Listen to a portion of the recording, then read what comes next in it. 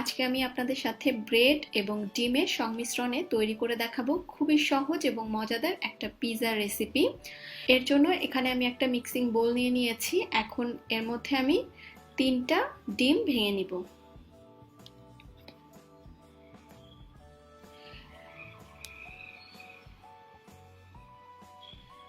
ডিম 3টা ভেঙে নেওয়ার পরে এখন এর মধ্যে আমি স্বাদ মতো কিছুটা লবণ দিয়ে দিচ্ছি, আর দিয়ে দিচ্ছি এখানে আমি 1 চা চামচ পরিমাণ গোলমরিচের গুঁড়া। এখানে আমি সাদা গোলমরিচের গুঁড়া ব্যবহার করছি, তবে আপনারা চাইলে কালো গোলমরিচের গুঁড়াও ব্যবহার করতে পারবেন।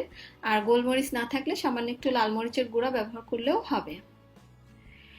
এখন এই সব কিছুকে একত্রে খুব ভালোভাবে মিশিয়ে নিতে হবে। এখন এই পাত্রটাকে আমি সরিয়ে নিচ্ছি, আর চুলায় এরই মাঝে আমি একটা ফ্রাই প্যান বসিয়ে দিয়েছি। এখন এর মধ্যে আমি 1 টেবিল চামচ পরিমাণ তেল দিয়ে দিলাম।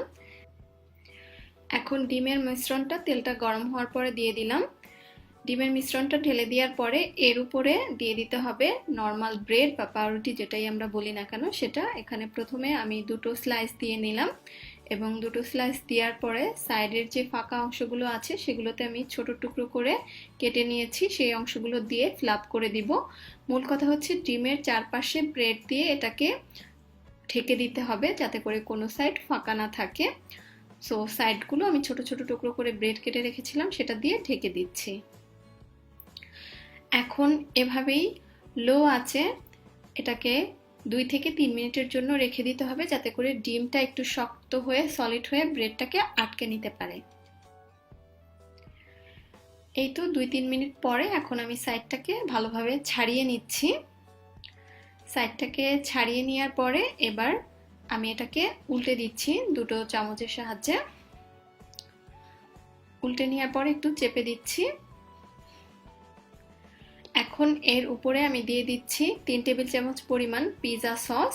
আপনাদের কাছে পিৎজা সসটা না থাকলে টমেটো সস দিলেও হবে। এবার এটাকে স্প্রেড করে দিচ্ছি সব দিকে সমানভাবে। সসটাকে ভালোভাবে স্প্রেড করে নিতে হবে। এখন এর মধ্যে আমি দিয়ে দিচ্ছি 1/4 কাপ পরিমাণ মোজারেলা চিজ, আর চিজটাকে আমি আগে থেকে একটু গ্রেট করে রেখেছিলাম। তার উপরে দিয়ে দিচ্ছি আমি কিছুটা সবুজ ক্যাপসিকাম, সাথে আমি কিছুটা লাল ক্যাপসিকামও দিয়ে দিচ্ছি। আপনাদের হাতের কাছে যেটা আছে যে কোনো একটা দিলেও হবে। আর একটুখানি দিয়ে দিচ্ছি অলিভ। আসলে এত কিছু হাতের কাছে না থাকলে না দিলেও হবে, শুধু যে কোনো এক ধরনের ক্যাপসিকাম দিলেও হবে। এখন এর উপরে আমি আবারও 2 টেবিল চামচ পরিমাণ মোজারেলা চিজ দিয়ে দিচ্ছি। এখন এর উপরে আমি দিয়ে দিচ্ছি 1 চিমটি পরিমাণ অরিগানো। অরিগানোটা হাতের কাছে না থাকলে না দিলেও হবে। দিয়ে দিচ্ছি 1/2 চা চামচ পরিমাণ চিলি ফ্লেক্স, মানে শুকনা মরিচের গুঁড়া। এবার এটাকে ঢাকনা দিয়ে ঢেকে চুলার আঁচ লোতে করে 5 মিনিট এভাবেই রেখে দিব।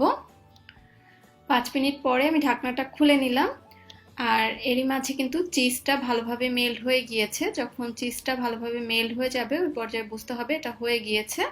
আমার পিৎজাটা কিন্তু হয়ে গিয়েছে। এবার আমি চুলা থেকে নামিয়ে নিব। এই তো চুলা থেকে নামিয়ে নিলাম।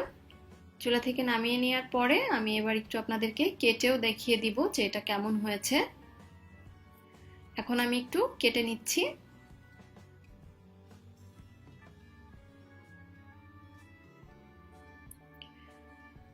এই তো দেখতেই পাচ্ছেন এটা কত সুন্দর হয়েছে, এবং পিছন সাইডটা দেখেন একদমই পুড়ে যায়নি, একেবারেই পারফেক্ট হয়েছে।